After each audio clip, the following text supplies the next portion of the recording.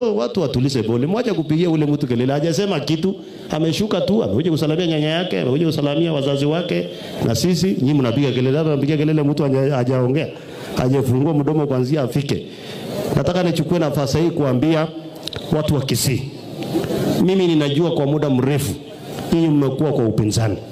Hii ni mara ya kwanza mmekuwa kwa serikali ya karibu kwa miaka ichache iliyo hapo ya nyuma. Nataka mjue na msikie. Hizi mabarabara zinajengwa, hii affordable housing, hii masoko. Unajua watu wengi wanakuja wakisema uongo, sijui nini. Mimi nataka kuwauliza nyinyi kwa sababu nyinyi watu wa kanisa. Wewe msichana akitolewa leo apate mimba. Hiyo mimba inachukua miezi ngapi? Si ni miezi 9. Kitambo mtoto akunywe uji mpaka akule githeri inachukua muda gani? Sasa hii serikali ya William Ruto ya mwaka 2.5 unasikia huyu anasema sijui nini, yule anasema sijui nini. Nilikuwa naona hata mwingine ule former akituletea jana. Mtu aliharibu inchi, alipora inchi. Lakini leo nimemwambia aende gym kwa sababu ile alipora inchi mpaka hata yeye mwenyewe amekuwa tofauti kidogo. Awachane na inchi. Wacha sisi tuje tushughulikie kanisa, tushughulikie mama mboga, tushughulikie watu ya boda boda, tufanye hiyo ndogo ndogo. William Ruto na Kithure Kindiki wajenge lami, wajenge soko, wajenge mashule zetu, au mawaziri washughulikie watoto wetu wasome.